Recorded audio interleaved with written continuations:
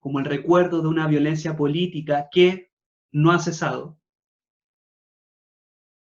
sino que existe como posibilidad para quien actúa, ya sea cuestionándose, ya sea resistiéndose al orden social.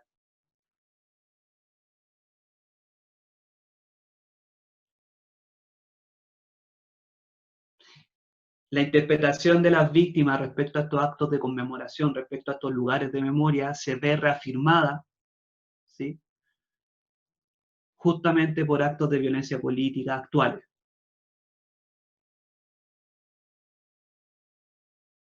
Entonces va a decir Piper que estos actos de conmemoración, estos lugares de memoria, están cruzados por un discurso de derrota, de víctima, de sufrimiento, ¿no? Que afectan a la no víctima, produciéndole más que cualquier otra cosa miedo.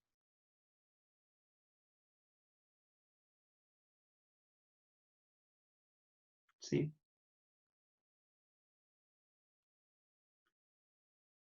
Miedo por una etapa terrible, por todo lo que significó, digamos, la dictadura militar. Miedo a que todavía es posible que pueda suceder ese tipo de cosas. ¿Sí?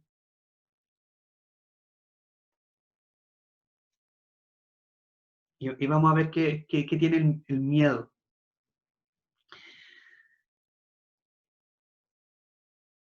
Eh, Dice que hay que tener cuidado, Piper, eh, con transmitir, con que la performance, o sea, con que hay que tener cuidado con que la conmemoración y los lugares de memoria transmitan miedo. A propósito de lo paralizante, de lo inmovilizador que puede llegar a ser.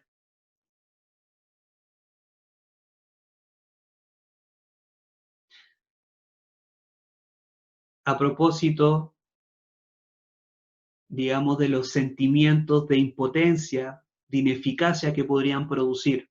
Es decir, si, digamos, estos actos de conmemoración y estos lugares de memoria se centran en el terror que produjo la dictadura militar, produce a quien se está viendo afectado por la conmemoración y por los lugares de memoria miedo, y concomitante, digamos, paralización y movilización de la acción política, sentimiento de ineficacia, sentimiento de insuficiencia, de impotencia frente a todo este aparataje que se produjo y que aún existe posibilidad de que se produzca. Incluso va a decir Piper que la construcción de sujetos temerosos pueden ser dispositivos de gubernamentalidad. Y ahí conectamos lo que veníamos también diciendo la unidad pasada. El miedo puede ser justamente objeto de gubernamentalidad,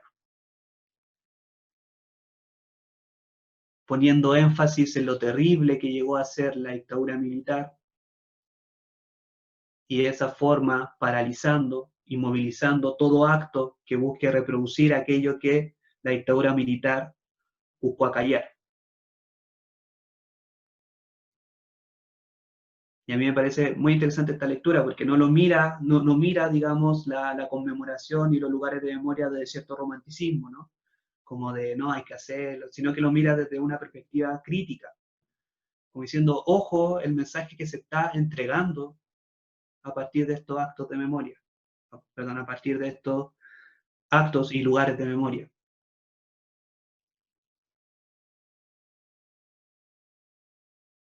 Previendo cómo el significado que se le atribuye al pasado deviene de un presente y afecta la construcción de futuro. Bien, ahora dirá Piper, no todas las generaciones interpretan estos actos y lugares de memoria de manera homogénea, ¿sí? Sino que existe una brecha generacional. Existe una clara brecha generacional. En primer lugar, Piper va a identificar lo que llama una generación traumatizada. Una generación que justamente vivió en dictadura y que está traumatizada por la violencia y por el miedo. El miedo de alguna forma es constituyente de su identidad y también de sus relaciones sociales. Se expresa, este miedo se expresa, por ejemplo, en no buscar posicionarse políticamente, el evitar las polarizaciones políticas, el hasta, y en ese sentido evitar la polarización y en hasta justificar, por ejemplo, la represión. No, es que actos así van a justamente polarizar el país, yo ya viví eso, etc. Un miedo que de alguna forma define a esta generación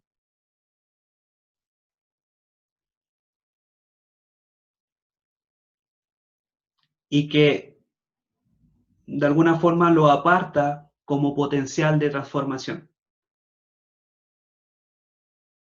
Dirá Piper, en esta generación no es donde precisamente recae la lucha por cualquier transformación social. En esta generación que vivió en dictadura, que está traumatizada, que por el miedo evita el posicionamiento político, evita las polarizaciones, justifica las represiones, etc. Ahí no recae, no tratemos de buscar un potencial de transformación social. Por otro lado, está lo que va a llamar Piper la generación heredera, que justamente se constituyen en el miedo, pero un miedo heredado de la generación anterior.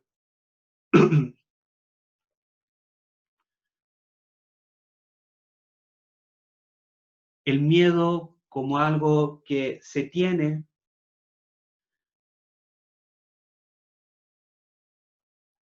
y que se transmita de distintas formas, ¿sí? No es insuperable como esta generación traumatizada, ¿no? Sino que el miedo que se transmita con distintos matices. Algunos van a evitar el posicionamiento político, otros lo van a hacer,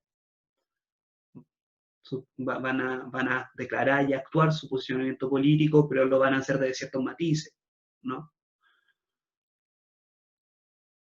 Por lo general uno puede pensar que va a evitar la polarización, no va a justificar la represión, pero va a evitar la polarización, etc.